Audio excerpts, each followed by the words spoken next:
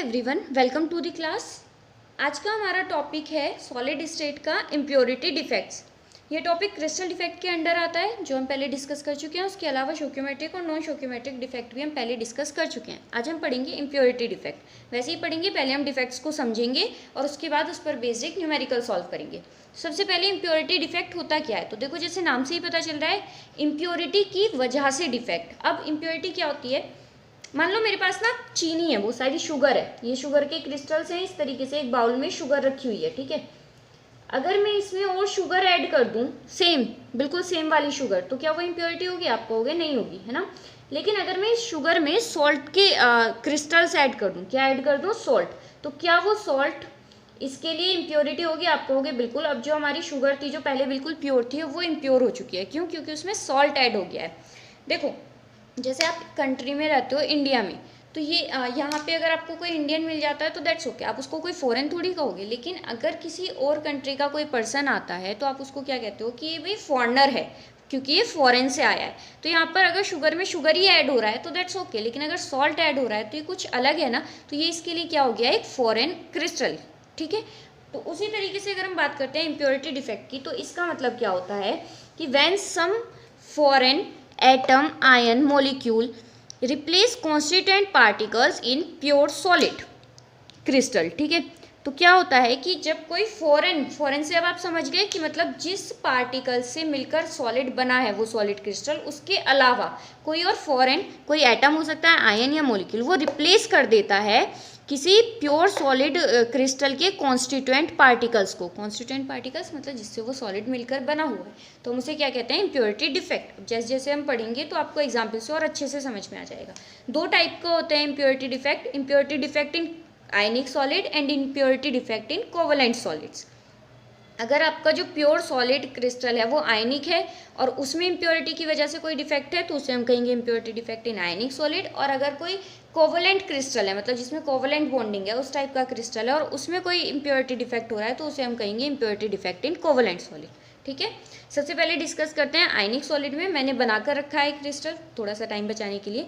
For example, जैसे मान लो मेरे पास ना एक NaCl का क्रिस्टल है, तो ये NaCl का प्योर क्रिस्टल हो गया। आप देखो Na+Cl- Na+Cl-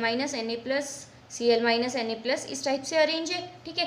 अब या तो क्रिस्टल बनाते टाइम ही, जब मैं इसकी क्रिस्टल फॉर्म कर रही थी क्रिस्टलाइजेशन की हेल्प से, तभी इसमें कुछ इम्प्योरिटी रह गई SrCl2 की, या फिर क्या हुआ कि क्रिस्टल रखा हुआ था और इसका कोई सॉलिड सॉल्यूशन बन गया SrCl2 के साथ। तो यहाँ पर क्या होगा, देखो NaCl किस किस से मिलकर बना है? ये आयनिक क्यों है? क्योंकि ये आयन से मिलकर बना हुआ है, कैटायन और एनायन। कौन कौन से? Na+ और Cl-। उसी तरीके से अगर मैं बात करती हूँ SrCl2 की, तो ये भी एक आयनिक सॉलिड और ये किस किस से मिलकर बना है? Sr2+ और +2Cl-। तो अब यहाँ पर होता क्या है कि यहाँ से दो Na के जो आयन्स हैं वो हो गए रिप्लेस, ठीक है।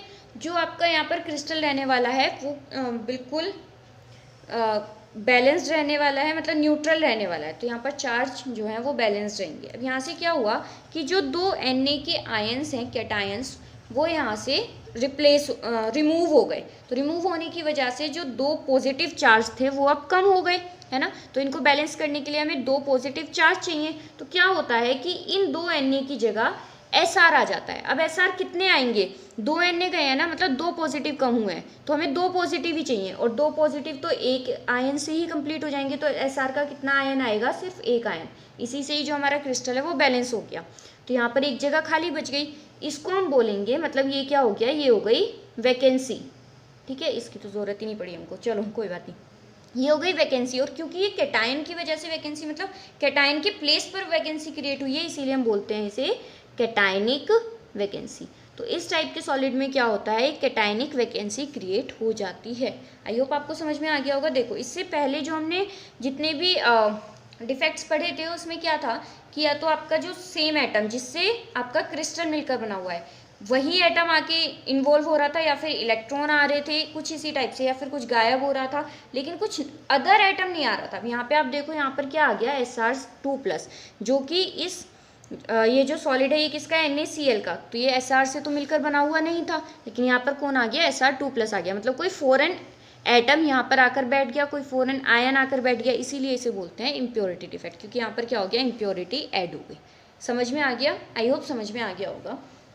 चलो नेक्स्ट की तरफ मूव करते हैं। इसी तरीके से एक और एग्जाम्पल है कि AgCl एंड CdCl2, अगर इसका कोई सॉलिड है, कोई मिक्सचर है, सॉलिड मिक्सचर, तो उसमें भी कौन सा डिफेक्ट होगा, इम्प्योरिटी डिफेक्ट। ठीक है, चलो next one is impurity defect in covalent solids. देखो ये हमारे लिए बहुत ज़्यादा इंपॉर्टेंट भी होता है, impurity defect in covalent solids, क्योंकि इसकी वजह से ना हमें सेमीकंडक्टर मिलते हैं, P type and N type semiconductors.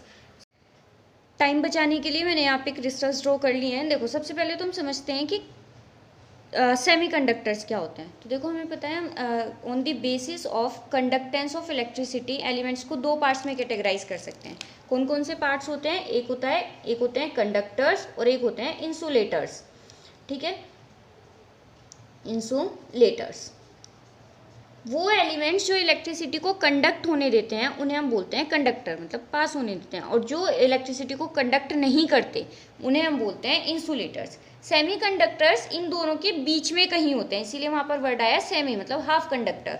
Completely conduct भी नहीं करते और कंप्लीटली उसको इंसुलेट भी नहीं करते। फॉर एग्जाम्पल मान लो कोई हमारे पास एलिमेंट है जो 100% कंडक्ट कर रहा है इलेक्ट्रिसिटी को, ठीक है, और कोई हमारे पास एलिमेंट है जो बिल्कुल भी कंडक्ट नहीं कर रहा, मतलब 0% कंडक्ट कर रहा है, दैट मीन्स इंसुलेटर है। तो जो सेमीकंडक्टर होंगे वो इस 100 और 0 के बीच में कहीं होंगे। फॉर एग्जाम्पल मान लो 50%, अगर ये 50% कंडक्ट कर रहे हैं तो हम इन्हें क्या बोलते हैं, सेमीकंडक्टर्स।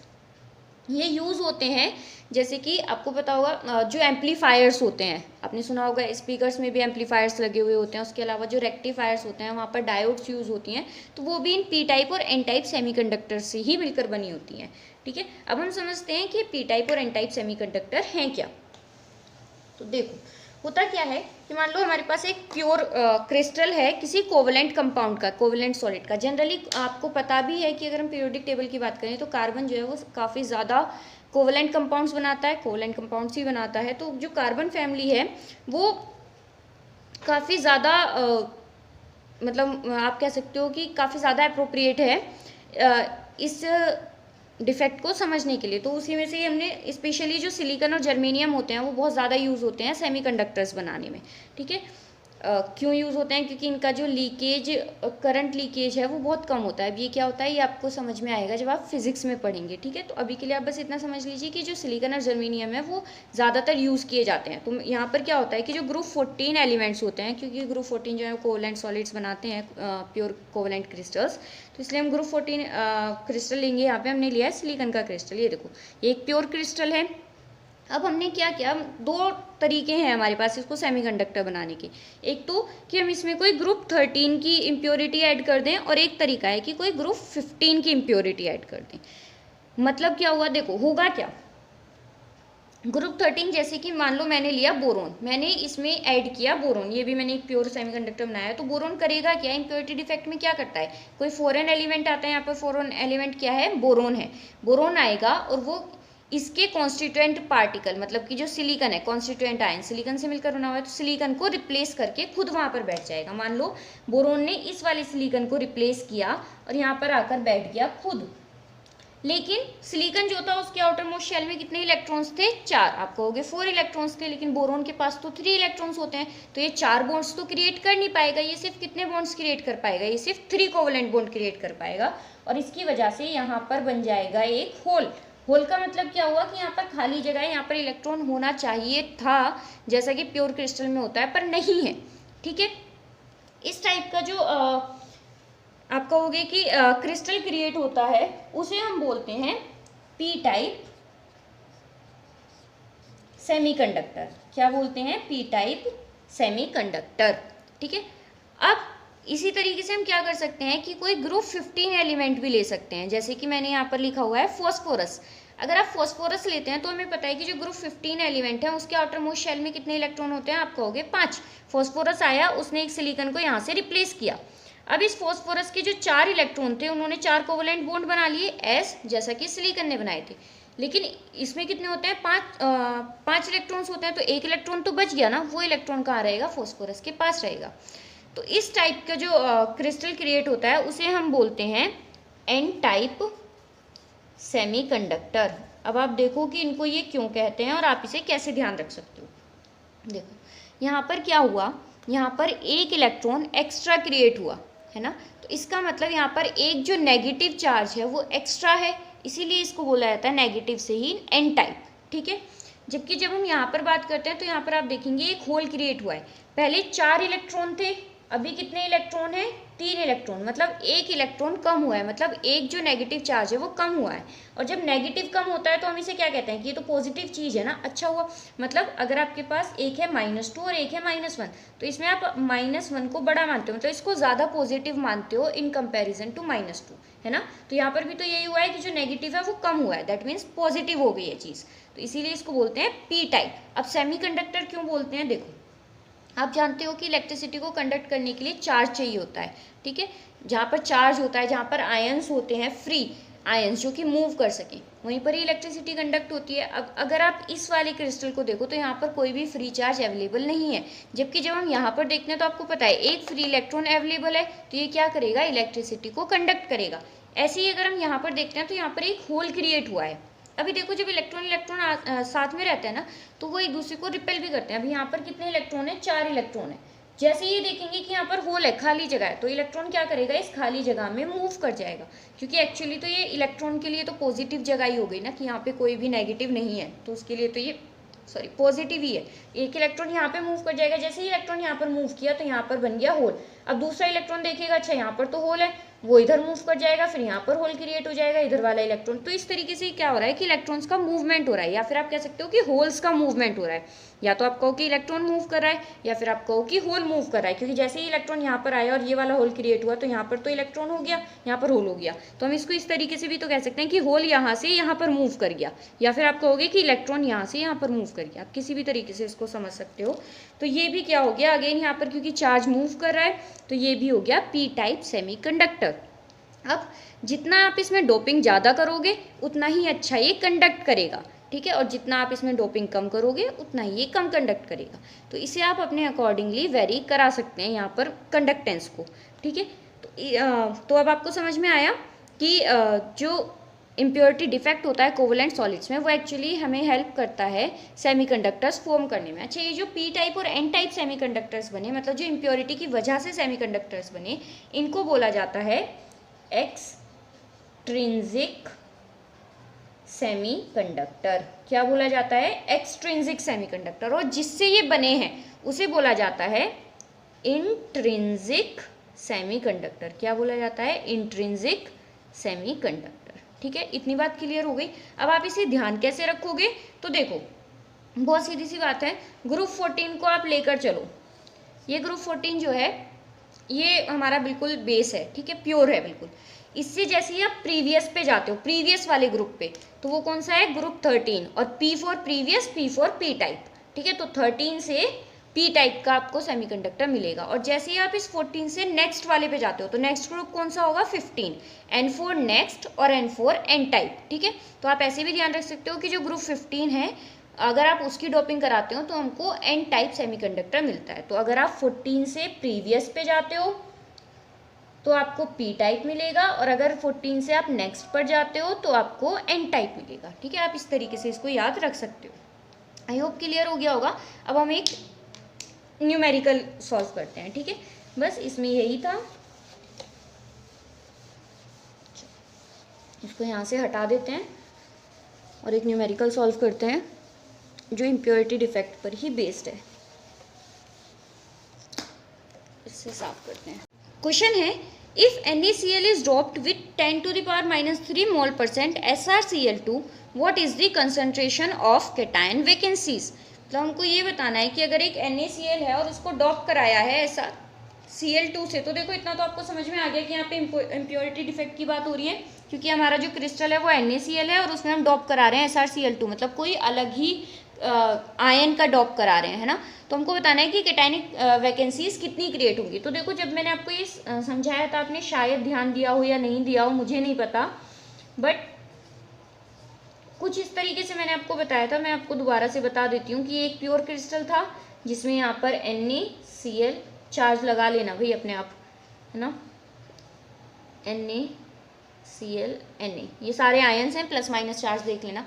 ये था हमारा प्योर क्रिस्टल। अब मैंने यहाँ से 2 Na हटाए, तो दो पॉजिटिव हटाए, तो अभी मुझको 2 पॉजिटिव लाने पड़ेंगे। 2 पॉजिटिव लाने के लिए एक SR ही बहुत है, क्योंकि एक SR पे कितना चार्ज होता है, +2। तो यहाँ पर एक वैकेंसी क्रिएट हो गई। जब एक SR आया, एक SR आयन आया, तो एक ही वैकेंसी क्रिएट हुई है। मान लो यहाँ से 2 Na और हटे, तो 2 Na हटेंगे तो अगेन 2 प्लस की कमी हुई, 2 पॉजिटिव चार्ज की, तो उसके लिए फिर एक SR आया। ठीक है, तो अब आप कहोगे कि हमारे क्रिस्टल में 2 SR आयंस हैं, तो 2 ही कैटायनिक वैकेंसी क्रिएट हुई है। मतलब जितने नंबर ऑफ SR आयंस से आपने डॉप कराया है क्रिस्टल को, उतनी ही कैटायनिक वैकेंसीज क्रिएट होंगी। हमें यहाँ पर कंसेंट्रेशन ऑफ कैटायनिक वैकेंसीज निकालनी है, तो वो किसकी इक्वल होंगी? देखो, concentration of cation vacancy is equal to concentration of SR2 positive ions doped. जितने हमने SR आयंस डॉप्ड कराए हैं, उतनी ही कैटायनिक वैकेंसी क्रिएट हुई है। इतनी बात क्लियर हो गई। चलो अब हम देखते हैं कि हमने कितना SR2 पॉजिटिव आयंस डॉप कराए। तो आप कहोगे कि क्वेश्चन में हमें दिया हुआ है कि हमने कितने SrCl2 डॉप कराए हैं, 10⁻³ मोल%। अब हमें इसको बस नंबर ऑफ पार्टिकल्स में कन्वर्ट करना है। तो हमें पता है कि 1 मोल में कितने नंबर ऑफ पार्टिकल्स होते हैं। आप कहोगे 6.023 × 10⁻23, दैट इज एवोगैड्रो नंबर के इक्वल। तो यानी कि अगर मैं 1 मोल SrCl2 की बात करती हूँ, तो इसमें कितने SrCl2 की बात करती हूँ, तो इसमें कितने नंबर ऑफ आयंस जनरेट हुए? आप कहोगे 6.023 × 10⁻23 SR2 पॉजिटिव आयंस यहाँ पर जनरेट हुए हैं।